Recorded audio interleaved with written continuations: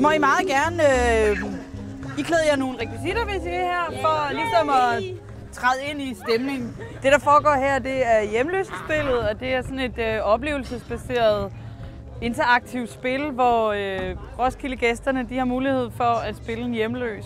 Så på den måde selv opleve, hvad det er, der sker, og få et indblik og måske en bredere forståelse af hjemløse generelt. Det hold, som skal spille i dag, det er en gruppe af festivalgæsterne, og så har vi Chopper med på holdet. Han er levet som hjemløs i mange år. På spillet der er det ideen, at man skal komme hurtigt frem, samtidig med, at man skal træffe nogle strategiske valg. Og så er det jo interessant at se, om Chopper han har en fordel. Mathilda, du starter? Jeg starter. Ja. Okay. Jeg hedder Mathilda.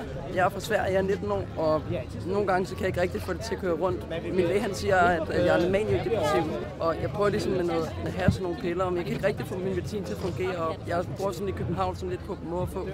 Men jeg har en kæreste, der tager sig af mig lige nu, og det er rigtig godt, fordi jeg kunne rigtig godt tænke mig at finde ud af noget med ham.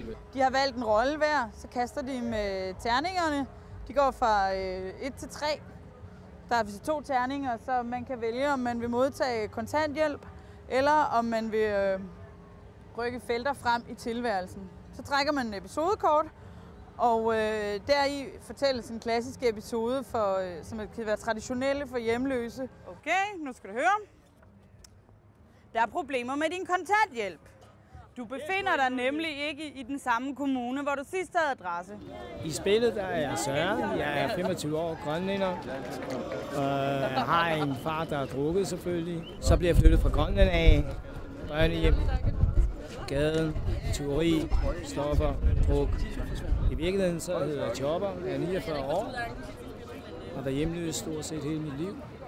Jeg ved, jeg vinder, for de har jo den fordel, jeg kender gaden. Nu bliver det godt.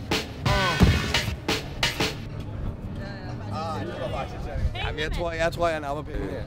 Jeg er Danny, og jeg bor på gaden, hvor jeg ligesom var hen efter, at jeg havde siddet 3 år i fængsel. Og jeg vil meget gerne have et hjem og tjene nogle penge, så jeg ikke kan komme i kontakt med min datter. Jeg er ludoman. Jeg kan simpelthen ikke holde mig fra spilmaskiner. Det er ligesom... altså, jeg er afhængig af det. Så lever jeg på gaden. Jeg har ikke rigtig noget sted til her. Jeg bor også på gaden, og jeg er afhængig af en hel masse stoffer, men allerhelst væk fra heroin. Heldigvis så er jeg rigtig smuk, så jeg tjener ret mange penge på gaden.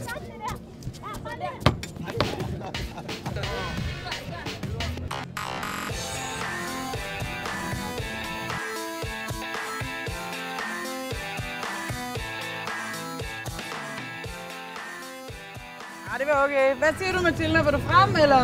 Jamen, jeg sidder faktisk lidt. Nej, jeg kan ikke overskue det. Bare giv mig penge. Du får pengene i stedet for? Jeg synes, jeg er noget bagud. Du skylder penge væk til en bekendt, som du ikke har kunnet betale tilbage til tiden. Derfor bliver du mødt af et tæskehold, som banker dig til, at du ikke kan gå. Vent en omgang, mens du kommer over slagene. Au! Hvad synes du om spillet? Ej, det er fedt. Det er rigtig, rigtig godt. Det er fordi, det giver, hvis du kan tage med folk og forklare dem noget, så er det smart at gøre det med noget folk, de vil begynde at interessere sig for. Og gøre det som et spil, det er klart, så vil de fleste godt spille med. Og så samtidig så får du en masse viden, uden du egentlig tænker over det. Værsgo. Det er en god måde at forklare tingene på. Ja, Det er Danny, jeg lige fra. Det er Danny. Han er lige død. Jeg kan ikke røge for ved, for det på os. Det var sgu en hård vinter, så ja, jeg klarede den, ikke? Jeg er død. Tag pengene. Tag pengene. Jeg tager pengene. Jeg tager pengene. Ja, vi tager hunden med. Ja, det må I gerne. tillykke!